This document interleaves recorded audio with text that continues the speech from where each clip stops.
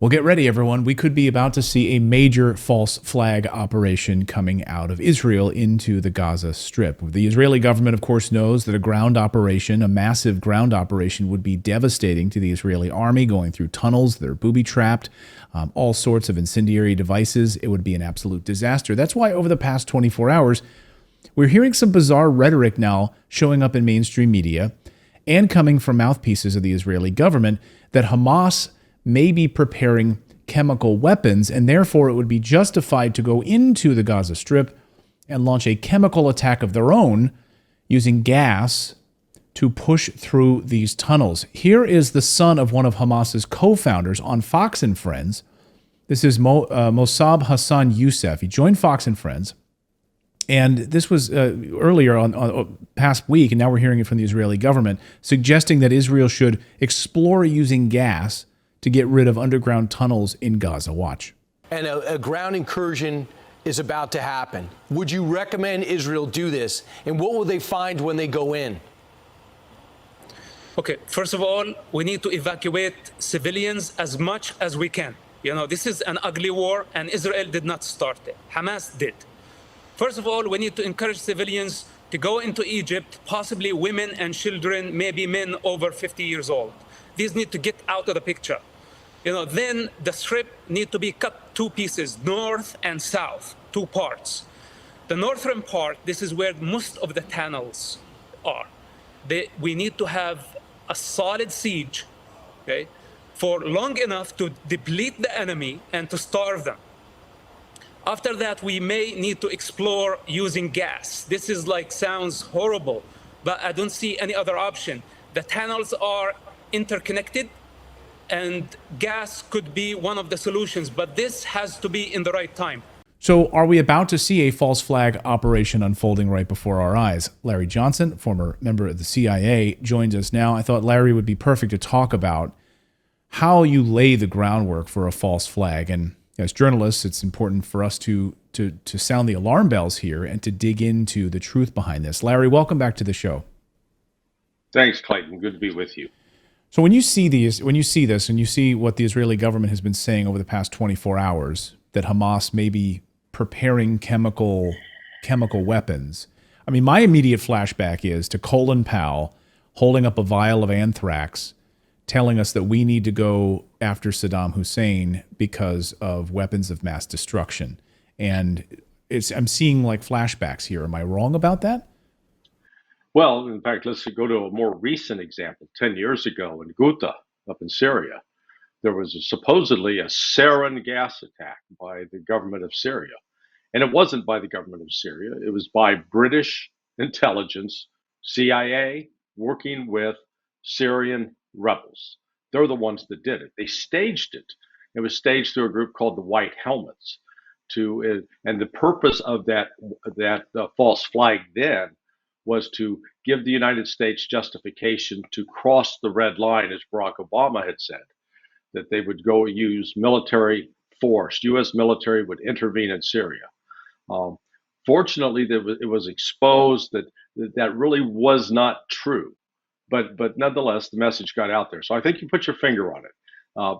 They are leaking this information now about, Hamas has got chemical weapons. Therefore, we're going to need to use chemical weapons in return. And they're laying that to the groundwork to justify what they're going to do, because they realize their only hope of trying to weave their way through that maze of tunnels and underground bunkers that Hamas has constructed is perhaps to try to use poison gas to flush them out. But, the irony factor here of Israel, a nation established in order to provide safe haven from people who were gassed in the gas chambers of Auschwitz and Treblinka, are now using gas to eliminate and destroy Hamas. It is remarkable. I mean, to think about the irony of that, right? That here Israel would consider using this. So Hamas fighters, according to President Herzog in Israel, in an exclusive interview with Sky News, saying Hamas fighters were carrying instructions on how to make chemical weapons, I guess, when they were captured. That to me sounds like the biggest crock of bullshit I have heard in a long time. That they're literally carrying recipes and well, we just happen to find them. I mean, come on. I mean, look. Yeah. Well, they left the recipe for hummus at home. You know, they had to have something. It's just, I mean, you're right. It's absurd because you don't go around with a quote recipe for a chemical weapon. It's not something that everybody can make. And the reality is, if you're going to actually make a legitimately lethal chemical agent, it has to be handled in an appropriate way so that you don't kill yourself while creating it. So this is not the kind of thing that just your average Hamas fighter is going to have in their possession. You're right. That's one of the ways that you identify a false flag when something that's really so absurd and out of the normal pops up and it's being touted as evidence. So this is how, as you say, the CIA. I mean, you worked at the CIA. You understand how these things work. You talk about what happened in Syria. Talk about how the British intelligence laid this false flag and created the justification to go in and destroy Syria, which was one of the most peaceful countries in the world. Destroyed them because of this false flag, using the white helmets as cover. But, you know, as Mark Twain, I think, said, right, a lie can travel all the way around the world before the truth has a chance to put on its pants, right? And I hope I'm not butchering that, Samuel Clemens. I apologize. But you know, here you go, right? And so now it took a lot of years of hard work by great journalists and, you know, Piers Robinson and Aaron Mate and other great journalists and the OPCW to be able to come out and prove that that didn't happen, that Assad did not gas his own people. But it doesn't matter because the damage has already done. And now you have Sky News, you have Fox News pushing these things. And this seems like it could possibly happen, and the justification is all over the media now. Well, there'll be people in the intel community that'll know that it's a lie. I remember in August of 2013, when this event unfolded, I was still working inside the intelligence community, and I still had top secret access. And I remember as soon as that happened, I went back and I looked at the briefs from the preceding days, because the way Syria's chemical weapons program worked, it was binary, which means you had two separate agents that were inert, but when you mixed them together, then they became active and lethal. And so to do that, you have to activate a chemical weapons unit, an actual group of men that come in to assemble and prepare those weapons. And then once they are prepared, you got about 36 hours. So what I'm saying in that, there should have been an intelligence signature prior to that, because one of the things the United States and Israel both monitored was that part of the Syrian army to identify, are they preparing to launch an attack? There was nothing. And in fact, even the day and two after it happened, all it noted was that there was a protest from Europe. So that's one of the clear signs that you know that it's an inside job when the intel's not reporting on it. Because if the intel's doing its right job, it's going to be saying, hey, we got this indicator, we got that indicator, we see this developing. That didn't happen. So like a paper trail, a dripping of this. Yeah. And there's none of that. And President Herzog yesterday in that Sky News interview said that the material, the official said they were carrying these recipes, basically diagrams for chemical weapons, and they were official Al-Qaeda material, which I also find hilarious. A group that we've openly funded and backed, right, for years, and Hamas as well. So this idea, this notion that a group that we've openly supported, we've openly partnered with Al-Qaeda, that they would have these diagram materials. What do you make of that piece of the story? Yeah, no, well, it's one of the average American may not necessarily be fully aware of Hamas, but boy, they know about Al-Qaeda, because Al-Qaeda got a lot of media coverage, bin Laden and such. So, you know, just lash them up all together. That's, you know, it's the guilt by association. And during all of the Al-Qaeda operations, I don't recall a single instance in which they used chemical weapons, in which they used a chemical attack is part of their, you know, that wasn't their signature. Their signature was doing simultaneous bombings, or trying to bomb multiple targets, going back to, you know, the Bojinka plot in 1994 to blow up 5 jumbo jets, to hitting the Tanzanian and Kenyan embassies in the same day and within minutes of each other. So that wasn't Al Qaeda's thing. So introducing them into this is a little silly. And this is not to downplay. I mean, I think when we have it's sad that we have to even have this discussion, but we always have to sort of couch it by saying this is not to downplay what Hamas did on October 7th and killing civilians and dragging and brutally. We see the footage, of course, from the Israeli government sharing with journalists the other day, of course, so we know what happened. That's not this discussion. What we're talking about is using chemical weapons to put gas inside of tunnels. And when you have many people in northern Gaza saying, we're not leaving our homes, like you're asking us to leave our homes, so innocent people, that how are you going to contain this? This will be an absolute massacre if they're able to use chemical weapons to root out people living in these tunnel systems. It's not just going to affect the people in tunnel systems, is it? No, it will. The high likelihood of more civilian casualties is there. What's going to be interesting is, Israel was the troops that actually tried to deliver this agent, if they're able to do so. They're going to be heavily in what's called mop gear. It's basically a spacesuit. So they wear the spacesuit so that they can handle the material without ingesting it, inhaling it, and killing themselves. But when you put those on, you lose a lot of situational awareness around you. You get tunnel vision. You don't hear as well, and so they actually become more prominent targets. So the Israelis are going to face a challenge in trying to get figure out how to introduce this into these tunnels, because I've been told by a friend that's still on the inside. He says the Hamas tunnels, he says, are unbelievable from the intel they've got. They're as big that you could actually be riding a motorcycle underneath the ground from point A to point B, carrying supplies to a new location. So I don't think we have a real good understanding of how extensive the fortifications are by Hamas, what they've done over the last several years. Because go back to that attack on October 7th. This was not an unplanned, spontaneous decision.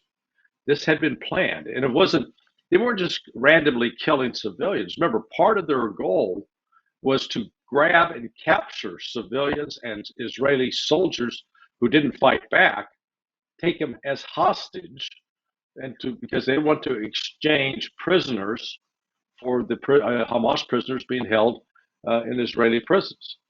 And you saw just yesterday, one of those Hamas prisoners died while in custody, unexplained. So, it's not Hamas just being brutal for the sake of being brutal. They have a purpose behind what they're doing. And the West makes a very big mistake if all we want to do is portray them as a bunch of cartoon, vicious, malignant terrorists without understanding that they actually have a plan and are trying to accomplish something. And part of what they're trying to accomplish, I think, is suck Israel and the United States into an ambush. I think that's where we're headed.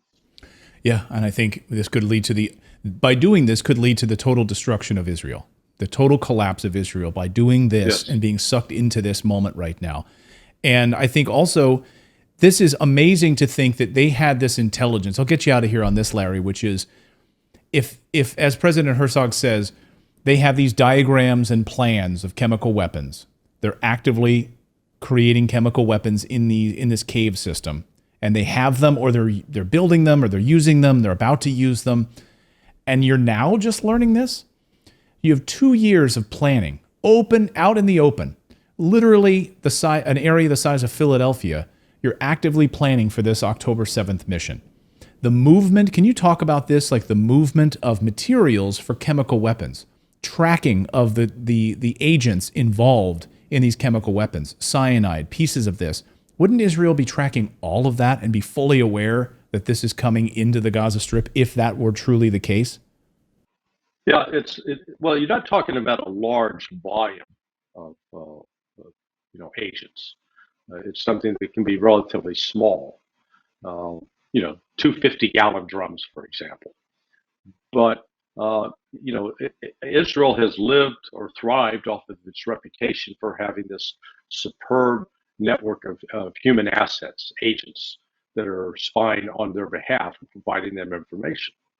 And yet we're then asked to believe they got completely caught unawares on October 7th which I actually do believe that happened.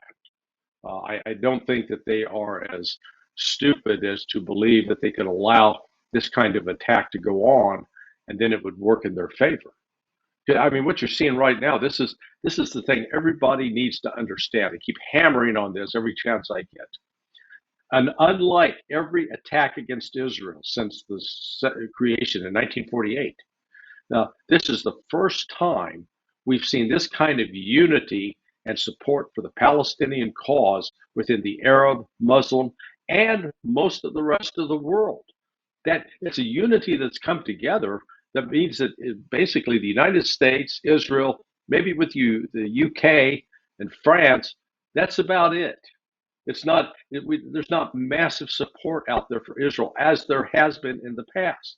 In the past, even after the Yom Kippur War, Saudi Arabia and Egypt weren't chomping at the bit to get back and support the Palestinians. They were sort of indifferent to it. And the United States always had an open channel of communication to them. That's not the case now. You've got Egypt's not returning Biden's phone call. The King of Georgia's blowing them off. The Saudis aren't talking. They have come together, and even Turkey is engaged in a very significant fashion. So we're at something very, very new and very, very dangerous. That the chances of this escalating, I think, are significant, more so than ever during the Cuban Missile Crisis. I agree. I think we're sitting on a doorstep of Armageddon and the total destruction of Israel if this is carried out the way that it sounds like it's looking to this invasion of Gaza in this way. Brother, unbelievable times. Yeah. Thank you so much, Larry. I appreciate your insights on this. Second to none, of course, in your connections and understanding the intelligence community and these false flags. So thank you, guys. Thank you so much for your coverage on your website. Where can people read more about your coverage? You have some great blog posts up there. Yeah, sonar21.com, sonar21.com. It's a must read. It's part of my daily reading routine. Larry Johnson, great to see you. Thank you so much for joining us today, Larry. Always a pleasure, Clayton. Thanks. Thank you so much for watching this segment here at Redacted. We are live every day at 4 p.m. Eastern Time, trying to share the stories that the mainstream media will not cover. You should also come over and join our community of Redacted Rebels over at redacted.inc. That's our private locals community where we can share exclusive content that we simply cannot share here on YouTube. Come over and join the rebellion together right now by going to redacted.inc. We'll see you next time.